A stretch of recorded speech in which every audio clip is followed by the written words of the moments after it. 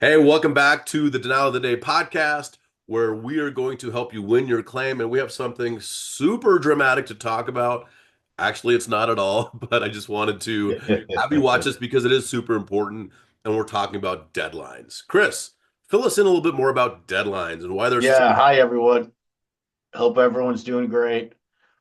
This is a very, very important topic. We as public adjusters, we always look at this. It's one of the first things we do if we're going to decide if we want to take on a claim and help you out. Right. But it's so, so important. And the topic, of course, is deadlines.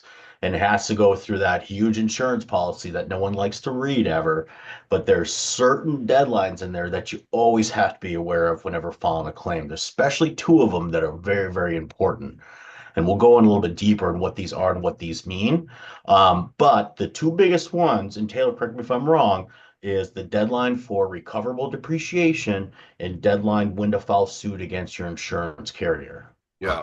In our world, they are different people might look at different things, but in regards to a backstop for us as your public insurance adjuster, making sure you're getting what you need from your insurance claim, those two things, recoverable depreciation, and then file suit against the carrier, those two dates are so important because if you go beyond the date that you have to sue the insurance company, like, what do you have at this point? And then also the recoverable depreciation.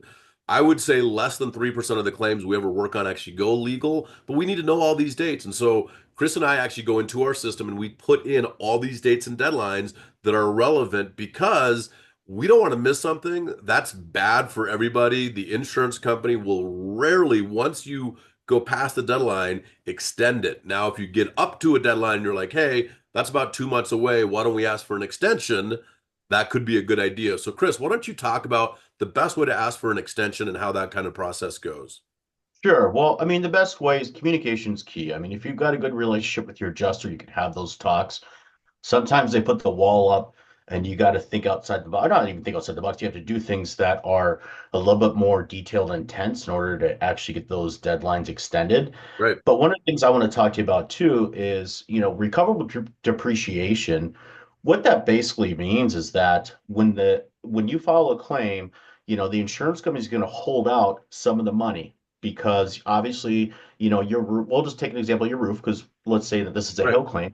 Your roof probably isn't brand new, so it's going to depreciate over the years.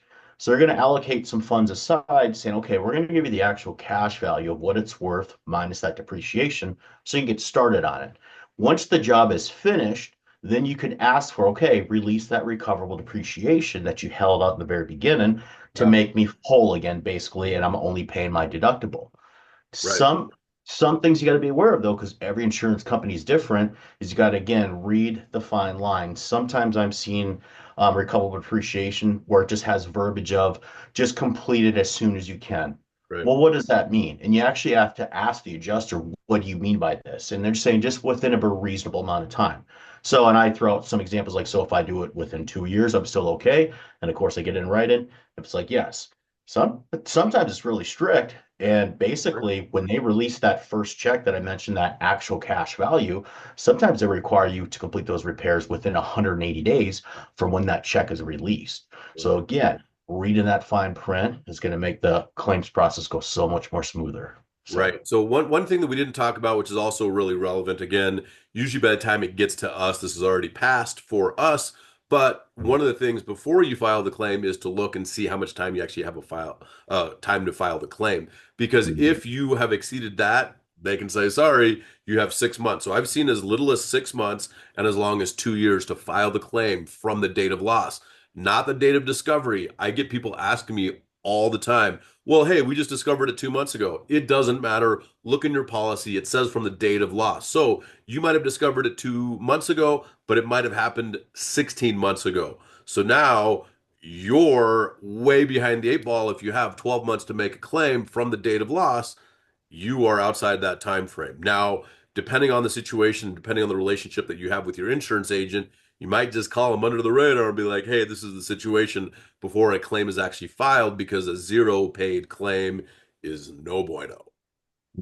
Exactly, exactly. So, and again, different states offer different things. Obviously, we're headquartered here in Colorado. Obviously, we're experts. We feel like we're the best experts here in Colorado for your Colorado public adjuster needs. So Yeah. again, anytime you have questions about your policy or anything, you come into an issue with your claim, it's so important to get us involved sooner rather than later. So that way we're not tackling those deadlines. And just to give you a perfect example, I don't want to go off a rant here. We are working on a claim where literally a deadline's coming up tomorrow. And it's Right. like, whoa, we just got this. And it's like, Yeah, and okay. we So, got the insured contacted us about like a week and a half ago, uh, and including the weekends and yeah. the amount of time, it just doesn't give us time. So contact us, like Chris said, sooner than later. BellatorClaims.com. We're here to help you win your claim. Contact us as soon as possible.